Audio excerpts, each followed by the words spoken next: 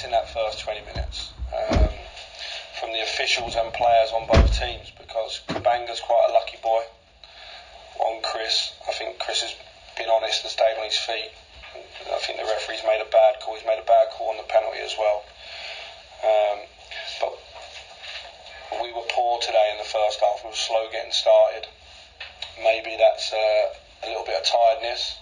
Thought we responded a bit second half, but if I look at the first half, we were never in control defensively in the game. I didn't think we was brave with the ball. I thought we tended to play a lot at the back in front of Swansea. We never played through, and we looked a little bit unsettled defensively in the whole game, but certainly in that first 20 minutes. Having said that, we had big moments. Ilias and Chris go through 2v1, and we don't execute in that moment. Ilias goes through as well, and the keeper makes a really big save, and I just thought our quality in the final third wasn't there. It's probably a reflection of where we are as a team at the moment. I don't think many teams come here to Swansea and have much possession as what we did in the game overall. But when I look at us, I didn't think we performed well, so no complaints in that side. It's never, of course the game's us v Swansea, but it's not at this moment in time. It's about us getting better at what we're trying to be. And today, we didn't execute our game plan, so therefore no complaints. Did you feel like one of those days where nothing seemed to come off, passes were just too short, or... Yeah, I asked him in there. They've had these 3 games this week, and obviously I kept the same team for all 3 games. Very difficult after 2 big performances and 2 wins to change it, even though maybe you're thinking you should freshen it up. And I thought at times we looked tired. We made changes in the second half. I thought people come on and did well. I thought young Tim come on and showed some really nice touches. Listen, it is what it is. It's a relentless league. It's up and down. We're a young team. We're still fighting for some consistency. 3 games ago, after we draw at home to Rotherham, I thought we went to Watford, and I see a different look and a different energy. So that's on me. I didn't think I was great today. I didn't think my subs were great, and I didn't think we were great as a team. So we need to have a good week in training this week. And having said that, I think Swansea are a decent side as well. They played well in moments today.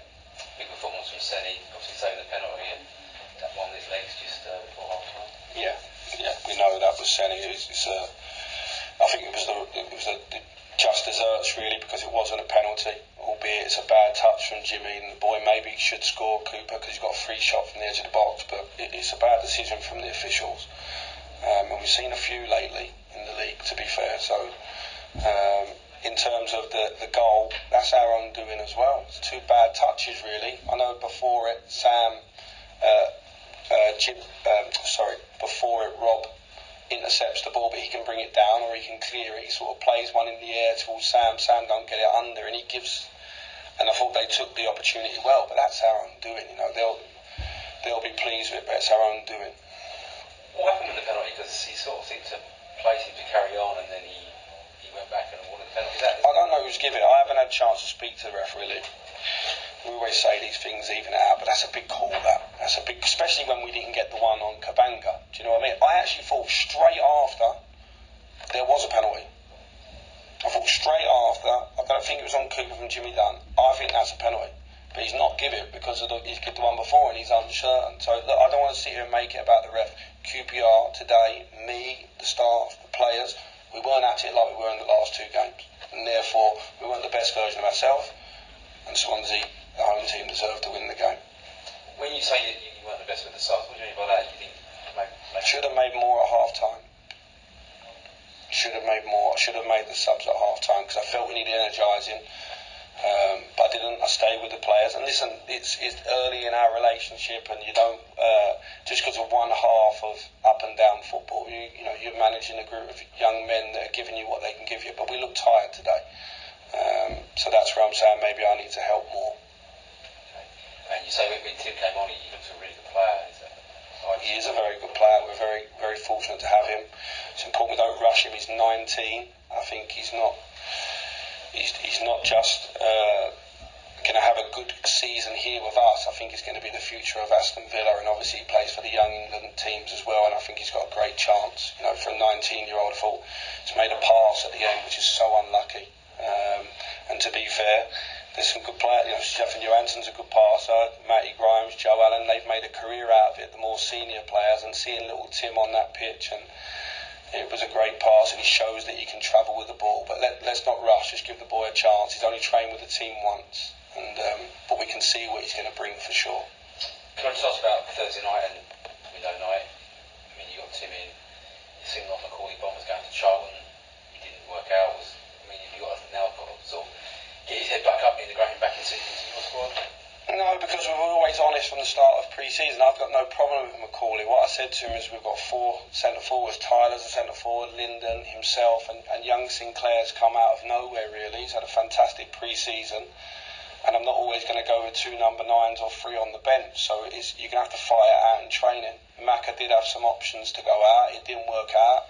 Late in the window, we were very close to bringing a striker in as well. And sometimes these things you just run out of time on the last day. But no, there's no issues with me and Macca. We've got a fantastic relationship, so we'll just go back to work again on Monday. And just finally, there are sort of free agents out there. Is that something you're still looking to do in the next few weeks, or are you done now until January? Well, possibly. We've got 3 games in international break, and then we're off for 2 weeks, and obviously the World Cup gives you a month break as well, so there's a break up between the games. But it wasn't today, for the lack of having a number 9, that we didn't take our chances. It was just our poor play in big moments. So we had good moments today. We did steal it off of Swansea. We did have moments where we could have executed better. We did have set plays again, and at the moment we didn't come up with the answers today. It is what it is. Mick, do you think Cabango should be sent off then? I don't know if he should be sent off, but he's definitely made a mistake, Cabango, and then he's pulled him back. And I think it's really early in the game. I think I'm not going to sit here and cane the referee. I'm not going to be that type of manager, full stop. But I think that's a tough call, and I think if it's the other end, Russell's saying the same. Willock's through on goal, though, isn't he? He's through on goal, yeah. So I think the linesman's closest. The fourth official, I don't know what the fourth official does, because he keeps telling me he can't make a decision on this or that, but he can see. I thought that was quite clear, and the reason I think it's clear is Cabango made the initial mistake, didn't he? So he's obviously making up for it. And I thought the penalty as well. So the linesman's obviously helped him on the penalty because he sort of pointed towards the linesman, or they had a conversation. So, as I say, I think it was a penalty afterwards. So the start of the game, the officials and players on both teams, there was loads of mistakes. It was like a kids' game. In all fairness, Swansea are a good team. They're a good team. Do you think if doesn't happen in the first 30 seconds, that's a red card later in the game? I think if Chris falls over, he's gone, and he didn't. But we shouldn't be asking a player to fall over. Do you know what I mean? So because we don't like that in our game, do we? So perhaps your play's a bit too honest, as some will say. Yeah.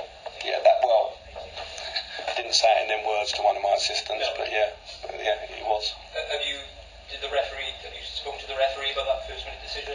No, because I get that they're human. Do you know what I mean? He's not gone out there today to make a bad decision or on the penalty. I just thought the start of the game, without going, I don't want to come across as bitter or anything. I thought Swansea, they created problems for us today, and we had no control in terms of how we wanted defensively and the way our game plan went. We spoke about half time. We were slightly better second half.